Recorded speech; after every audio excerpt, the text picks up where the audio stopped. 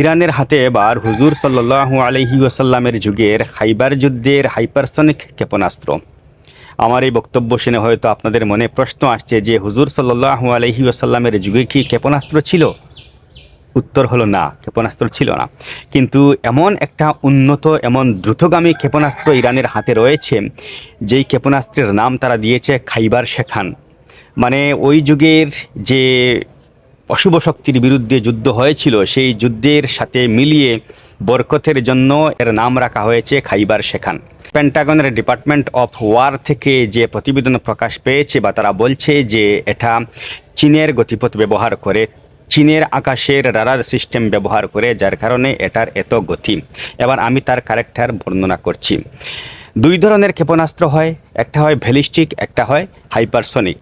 Ballistic ক্ষেপণাস্ত্রের বৈশিষ্ট্য হচ্ছে এটাকে মাঝ আকাশে ধ্বংস করা যায়, ধ্বংস করার ক্ষমতা থাকে। কেননা এটাকে যখন ছোড়া হয় তখন আকাশপথে ওই ব্যালিস্টিক মিসাইলটা গতিপথ পরিবর্তন করতে পারে না, কিন্তু হাইপারসনিক কিন্তু মুহূর্তে মুহূর্তে গতিপথ চেঞ্জ করতে পারে। এবং এ ধরনের হাইপারসনিক ক্ষেপণাস্ত্রের অভাব নেই ইরানের হাতে, যেটা ঘন্টায় ৬,০০০ মাইল গতিতে ছুটতে পারে। ১২,০০০ থেকে ২৪,০০০ মাইল দূরবর্তী লক্ষ্যবস্তুতে নিখুঁতভাবে আঘাত হানতে সক্ষম। আপনাদের জানিয়ে রাখি, মার্কিন যুক্তরাষ্ট্রের যে ইন্টারসেপ্টর আছে, তাদের হাতে মূল বা মোট ইন্টারসেপ্টারের ২/৩ কিন্তু তারা এখন পর্যন্ত খরচ করে ফেলেছে। ইন্টারসেপ্টার তাকে বলা হয় যেটা মাঝ আকাশে শত্রুপক্ষ থেকে আসা মিসাইলকে ধ্বংস করে দিতে পারে, সেটাকে ইন্টারসেপ্টার বলা হয়। এবং এ ধরনের ইন্টারসেপ্টার কিন্তু ইরানের ওই খাইবার শেখানকে ধরতে সক্ষম নয়, কেননা ও মাঝপথে আঁকাবাঁকা গতিতে চলতে পারে এবং মাঝপথে গতিপথ পরিবর্তন করতে পারে, যার কারণে এটা এখন পর্যন্ত আকাশে রাজত্ব করছে।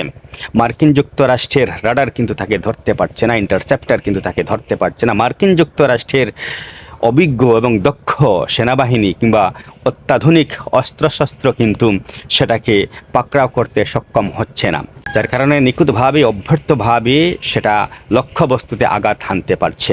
ইরানের হাতে এরকম অস্ত্র আরও মজুদ রয়েছে। মার্কিন যুক্তরাষ্ট্রের যুদ্ধ বিশারদরাও বলছেন যে এরকম মিসাইলের অভাব নেই ইরানের হাতে। বর্তমানে দেখা যাচ্ছে যে আমেরিকা ক্লান্ত হয়ে পড়েছে।